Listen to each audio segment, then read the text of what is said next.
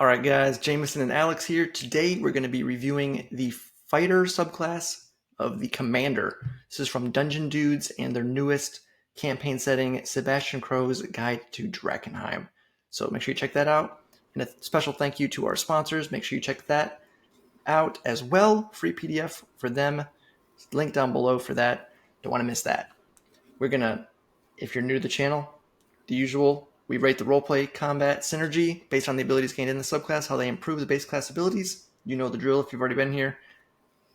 Don't forget to like, comment, subscribe to be entered in our D&D Beyond Sourcebook Bundle giveaway. Or other bundle giveaway choice.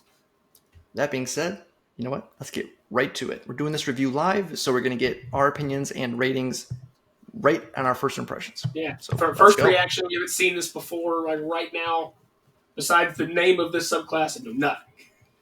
Exactly. So starting off, we're going to get groomed for leadership at level 3. We're getting proficiency in history and persuasion skills. If you don't already have them, your proficiency bonus is doubled for any ability check you make that uses either of these proficiencies. So, wow. Okay. Very nice. That's actually a really solid RP right off the bat. Two proficiencies and doubled proficiency, which is pretty good. Off the gate at level 3, that's pretty thick. Not bad. Now, typically as a fighter, you're not going to be, high in the attributing stats that go along with those. But no. if you know ahead of time that you're getting this, then maybe you can plan accordingly. Well, one of those two stats, probably your third stat after your strength and your con, or if you're a range-based fighter, your dex and your con, you're going to go with either intelligence or charisma potentially. So one of those could be decent. Yeah, it's possible, definitely. Let's see. Also at level 3, it looks like this is the primary ability for this subclass. Battle commands. You can issue a battle command as a bonus action to an ally within 120 feet of you who can hear you. Big range. Choose one of the following commands. First is Fight On. The target regains a number of hit points equal to 1d10 plus your fighter level. Creature can't regain hit points from this command again until it finishes a short or long rest. Okay. Second is For Glory. Target can use the reaction to make a melee or ranged weapon attack. Okay. Move It is the third option. Target can use the reaction to move up to their speed without provoking opportunity attacks. Okay. Never Falter is the last option. Target recovers from one charmed or frightened condition.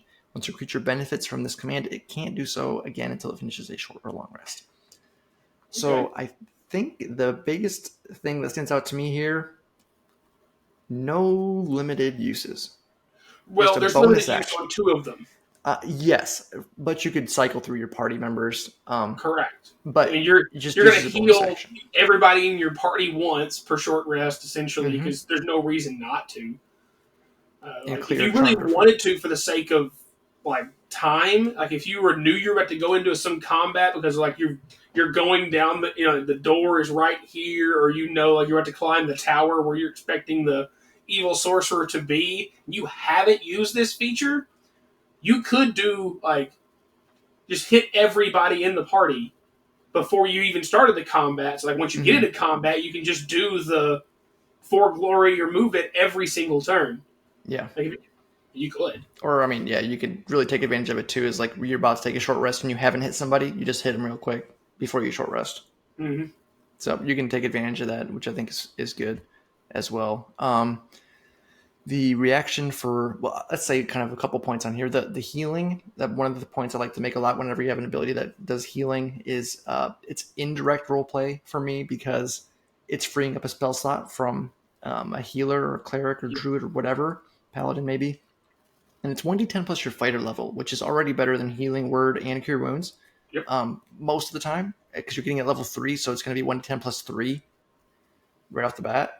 Yeah, so in the best of circumstances, you're looking at a 1d8 plus 5 cure wounds, which is essentially the same thing. If somebody happened to roll stats and got the cap stat before level 4, at best it's exactly the same. Yeah, but you're also going to be scaling this. Yeah, but this will scale much higher. And again, being plus your fighter level, that modifier is going to get really, really big. Exactly. And then also the movement could be really niche as well. Maybe someone's coming. You hear someone coming around the corner, and as a reaction, you kind of get someone to peek back behind a wall or something. True. It's really niche and depends on how DM runs those kind of interactions. But I think usually if you have something that lets you use as a reaction as a DM, I give it a little bit more agency than if it's just like an action ability, because you're reacting to something that's happening. So there's maybe a niche use with that, and then also niche with the charmed or frightened condition, which can come into play on RP as well sometimes. Those last two are a little bit more niche, and then indirect. So you get right off the bat, first two abilities, you're getting some pretty solid RP, in my opinion. Yeah, for sure. Next up, we have Fearless Commander. At level 7, you gain proficiency in Wisdom saving throws, and you have advantage on saving throws against Charm and Frighten. So you're getting a third saving throw proficiency, first of all, and it's the most common of all the magic saves for hold persons and dominate persons and such. Charm effects in general and things like that are all going to be Wisdom saves. You're getting proficiency and advantage on the Charm and Frighten thing, so it's a very big defensive buff. It's super simple, not complicated. But that's a very nice defensive buff. Yeah, I think as well that it's pretty solid. And I think one thing that could easily be missed is this is actually pretty solid synergy as well, because Never Falter, letting you remove Charmed or Frightened from someone else. Yeah. If you have advantage against that, it lets you more reliably free someone else as well from that could have fallen to it. Mm-hmm. So, and you don't necessarily have to be an elf or something that gets the bonuses to that as well. Fey ancestry. Yeah. So you can kind of lean away from that as well. Yep. Level 10, Coordinated Command. When you issue a battle command on your turn, you can target 2 allies instead of 1.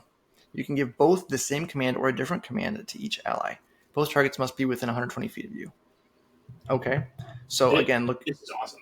Looking back at this, you could heal in one bonus action 2d10 plus your fighter level, which at level 10 would be 10. So you're doing 2d10 plus 20 healing in one turn.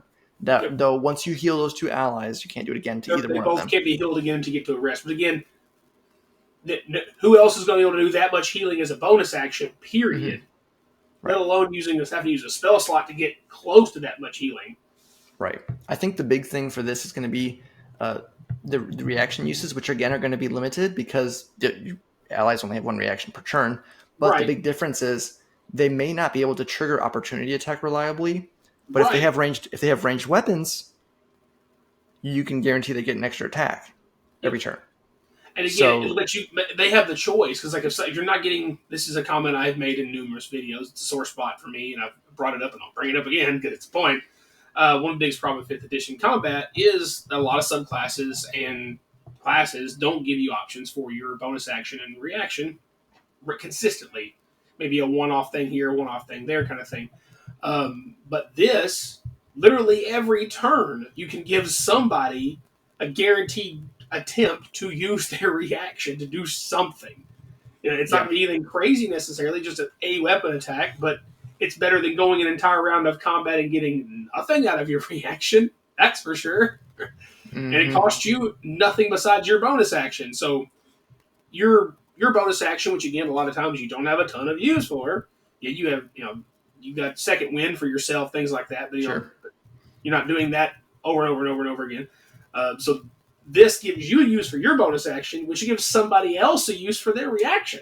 So that's good for combat for you. That's good for synergy for you. That's good for synergy for your party. Yeah, for sure. So now, I think the only thing on here is too, if you have multiple casters, it could be a little awkward because it's melee or ranged weapon attack for that. Yeah. You might not be able to take full advantage of that if you have multiple casters, or maybe they're trained with something, a hand crossbow or a short bow. Maybe I know some casters are with some sling. Of those things, so yeah, sure. Sling. But let's see, level 15. Yep. We got Adaptive Strategy. When you issue a battle command, the target gains advantage on their next attack roll or saving throw they make before the end of your next turn. I think you just found your best friend if you're a rogue. You found everyone's best friend all the time. Yes, but rogue, you get guaranteed sneak attack. And you can do it as every reaction. As a reaction. Oh, I knew where you were going with this. But again, that's everybody's best friend all the time because you're getting advantage on that attack. So besides guaranteed sneak attack, you got a paladin in your party fishing for divine smite crits as a reaction. Heck yeah, you can. You've got and the defensive of a saving throw could be huge because your barbarian's going to be dumber than the box of rocks, and you've got a caster over there throwing charisma or intelligence saving throws at a barbarian. That's terrifying. So at least give them a little extra chance to make that save if they really wanted to. So that's wonderful. Yeah, I think there is maybe one little possible oversight, or possibly not, because it says they gain advantage on their next attack roll or saving throw. So attack roll. Back here at level 3, it's attack. Make a melee or ranged weapon attack. Yeah, so that doesn't say weapon attack. If it was intended to maybe help bolster up that weakness for the casters in your party.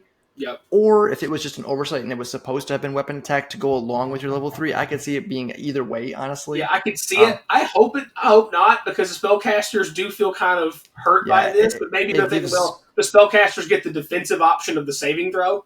Right. It gives you the firebolt a better chance, to hit or whatever, versus they don't have, a good proficiency or a chance to hit with a weapon. Right. So I think it's fine. Because almost all casters are dumping strength. Like, just dumping it. Yeah. Because it's not useful for you. Because I was like, well, if I need to hit with a weapon, I'll just carry a finesse weapon around and use my dex. It's a better option than having strength for nothing else. Lastly, we have Call to Action. Level 18, when you use your Action Surge ability, I already like where this is going. Yep. Instead of taking additional action yourself, one ally you can see can merely take an additional turn immediately after finishing your turn. There's a typo there, which, there's an extra T in turn there. This is a big book. It's very easy, especially when we started doing our own, like, PDFs. Is like, you make a 5 or 10 page PDF, I'll read it through 20 times. Alex will read it through. We had Jacob read it through. Everyone will read it through, and we'll still miss stuff. And so I actually wouldn't be surprised because in the last video, a couple of videos we did, they commented on the first one we did, and it kind of gave some errata for that. I would not be surprised if they do some of that later on with like a new issuing of the book or whatever down the line, or PDF update. Sure. Definitely would not be put it past them, especially with how popular it's been and how well it is. So I'm not going to be a stickler on some of these little things like that. And I think a lot of it too is as a creator, you're really open to hearing advice and critique on stuff. And maybe you did oversee something that you're like, oh, I didn't think about that. I mean, even official books have had issues with some of that stuff where you're like, whoa, how did that pass through playtesting? Yeah. But I'm never too hard on people with that kind of stuff. It's one of those things like you could have 2, 4, 20 sets of eyes, but if your audience is hundreds or thousands of people, like the math is they're going to catch something that you missed because there's infinite more sets of eyes on it. And anyway, back to the actual ability itself. This is one of the most fun strategic capstones I have ever seen in 5th edition. That's crazy. Because you can find, like, who is the best person in my party to give an extra turn to. And it can change within your same party based on the situation. Because you got a rogue, getting him an extra sneak attack, wonderful. It's just wonderful. Giving another fighter in your party an extra turn to do 4 attacks, and they action surge, they can do another 8 attacks. That's great. Another chance for your spellcaster to, like, if he knows he's going to get a turn, and then you go, and then he gets to go again, that will let your spellcaster spend his first turn, like, buffing allies or healing, and then turn around and get to do offense on that second turn. Or, he throws heals out, and then he whole persons something. Like, that's... Well, I think the wombo combo potential is crazy, especially if you have a wizard set up some kind of difficult terrain or some kind of trap, and then they do... depending on what kind of spells you're working with in your campaigns or whatever, even if you have, like, if you're using critical role spells where you have, like, the gravity spells, which are manipulating, moving stuff around, you could, like, really set up some fire, crazy... pull everybody back into the wall. Yeah. There's official spells that can do that kind of stuff too, with setups like Avard's Black Tentacles and, like, Thunder Wave. I mean, stuff that you can push people around and like knock them into hazards and stuff. Like create a hazard and knock them into it in the same round. This is pretty crazy. So I think there's some really cool synergy, and that's a cool synergy, strong combat, and just the potential for chaos. That is really hard to predict how much chaos is, and it's going to depend heavily on party comp as well. Yep. But lots of potential. This feels like, to me, if a fighter and a bard had, like a regular fighter and a bard kind of had a kid, because you get like, this is very supporty in terms of the fact of you're spending a lot of your extra stuff you're getting for your subclass is not helping yourself, but the rest of your party. Yep. Which is like, very, very bard-like to do with your bardic inspiration and such like that. But you still have, your own things you're doing offensively and being a fighter. You're still going to have your own wisdom saving throws and help you stay alive more and be messed with. But this is a very support-based thing, and I guess with a fighter, besides like Battle Master having some maneuvers that will like knock prone and do stuff like that, will CC and manipulate that way. Right. There's not really another like support fighter. There's some defender kind of tank-ish, Yeah, you could go that more build subclasses. I think like Cavalier and Samurai can do some more like 1v1 this and manipulate things that way. But this is really unique and interesting because it leans into, like, again, it's called Commander for a reason. I'm going to spend like half of what I do or a third of what I do, whatever you want to call bonus action, is letting everybody else do their stuff more effectively or more often and that kind of thing, which is, you'll be friends with everybody. Everybody want to play with you. Yeah. Let's go right into the rating portion. First up is the Roleplay Asterisk, as always. Talking about roleplay, we're talking about interacting with the world around you, interacting with NPCs, non-combat scenarios, avoiding combat, basically things outside the initiative order. Not talking about your class fantasy, history, lore, background. That's on you as a player. We can't rate you, but we can rate the abilities gained in the subclass and how they may improve your potential in those roleplay scenarios. So, looking at this one, I think right off the bat, you get some really good options. Like we mentioned before, really strong with the double proficiency and 2 proficiencies. Get some utility, kind of niche stuff on here, but could come into play. The wisdom save can come into play. Charmed and Frightened is probably Charmed and Frightened are like the 2 most common conditions in an RP setting. For sure. The Coordinated Command could be some potential. It's more niche on that. Again, to even the adaptive strategy, because depending on circumstances, if you're able to hit multiple creatures, they get advantage on saving throws. If there's some kind of trap or hazard or something that's frightening or charming or whatever, they can get advantage on the next round of saves or whatever. There's some weird stuff that could come into play with that. But let's say a lot of it is on the niche side, though it is pretty solid and you get a good start. So I'm leaning towards like a 3 because you get a really solid start and there's a lot of niche potential. That's my initial thought. A little higher than I did. I was thinking a little more 2.5 because, again, most of the hard RP is that first ability with 2 skill proficiencies, and you kind of brought up the deficiency of that a little bit in the fact that history is an intelligence-based skill and persuasion is a charisma-based skill. As a fighter, at best, one of those will be your third best stat. The other one will probably be the stat you dump because you can't go that crazy everywhere. You're going to either have strength and con or dex and con is 1 and 2, and you got then there's your wisdom, which you're going to be proficient in, and eventually have proficient saving throws there. So you're not going to have great stats for both of those, but it does help. You get proficiency bonus added to them, so that's going to be a much more of a percentage of your bonus to that roll than the actual modifier bonus is going to be. Yeah, I think bringing that point up again, and then also a lot of the other niche uses, I think 2.5 is fair. I'll come down with that just because, again, with your stats, you get the proficiencies, but you don't get to take full advantage of those. Yeah. And then the nicheness, I think that's the rest of it. All it's the indirect stuff, and like you said, the free healing will free up spells for other people, things like that, would be more indirectly. Helping. And again, too, this is a lot of these have been more combat focused subclasses, anyways. So which is totally fine. Okay, here's where things get interesting. The comment I made earlier still holds through. I love that this gives you reliable uses for your bonus action, and not only that, it gives other people reliable uses for their reaction, so it's helping everybody. So in combat be more effective. So it's great. The healing is a solid amount. Reliable extra weapon attacks again, because if you're doing more damage, things are dying faster, so you're helping your team and yourself stay alive there that way as well. Mm-hmm. You're getting a third proficiency. Okay, let's think about how silly this could really be. Okay, resilience. You're a fighter. The three best things you have going for you as a fighter. You have action surge, first of all, which we're going to get to. You have eventually get more attacks than anyone else. Third, you get the most ability score improvement / feats as anyone.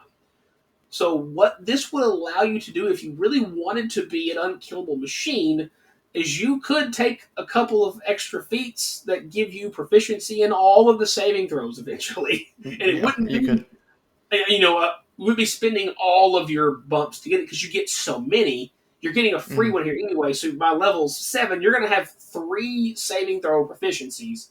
So with 3 of your others, you could get the other 3 if you really wanted to, and you would just make all saving throws all the time. And on the rare chance you roll that nat 1 and you actually do fail a saving throw, you're like, oh wait, I have Indomitable, roll that again, I'm going to succeed this time. And you're like, take that, legendary monster with your legendary resistance. I'm just proficient in all saving throws all the time. Sore spot for me, but whatever, we know this. Besides that, again, this is the captain of super simple but very effective things. Mm-hmm.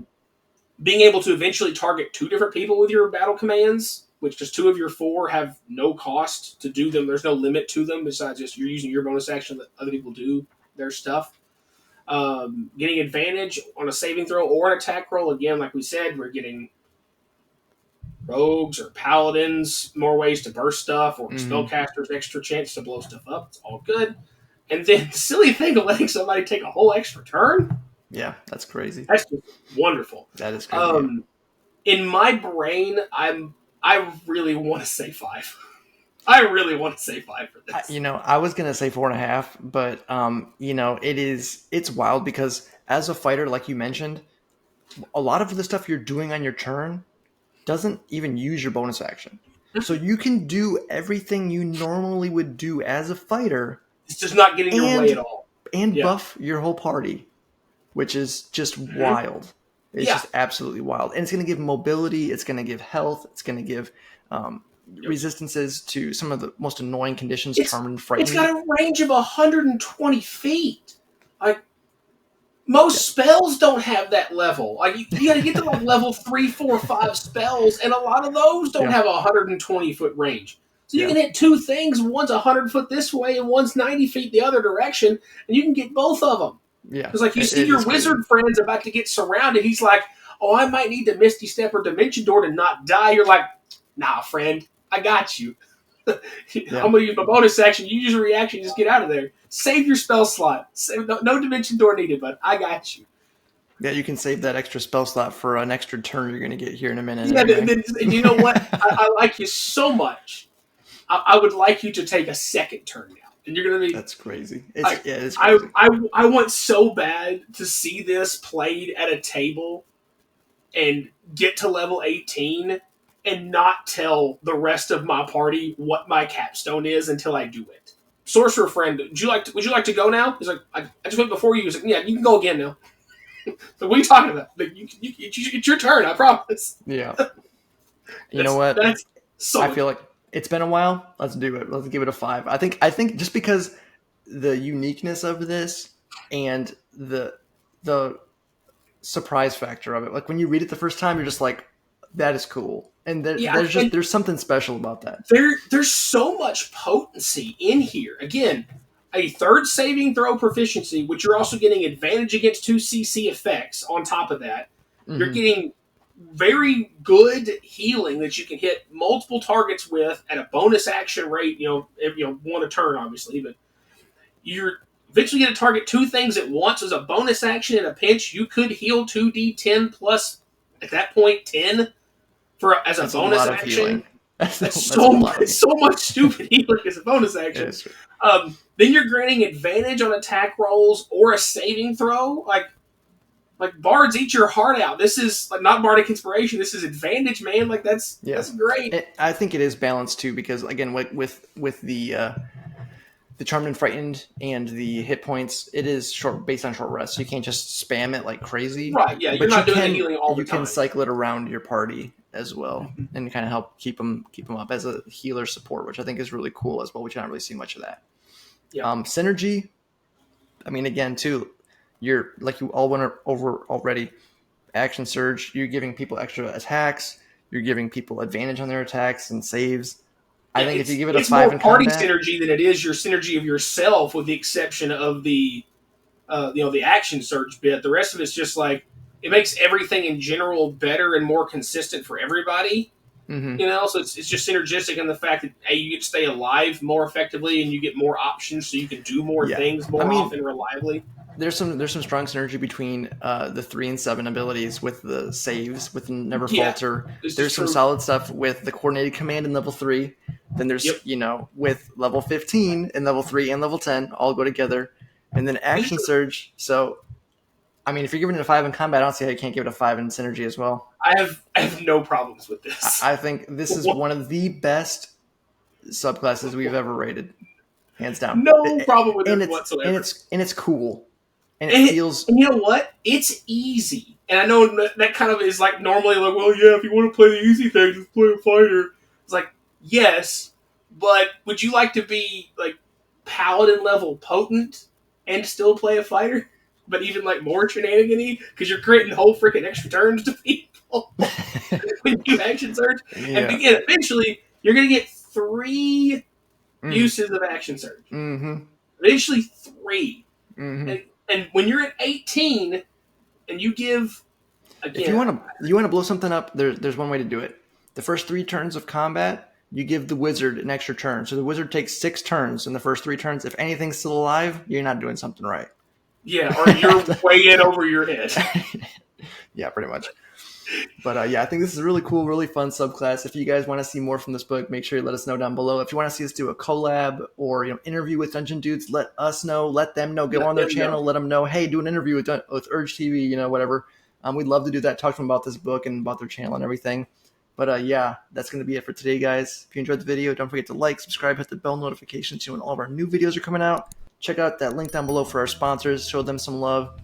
That's it for today, guys. As always, thanks for watching. The Big Book of Spectacular Shops is coming to 5th edition on October 3rd. Don't miss out on this Kickstarter.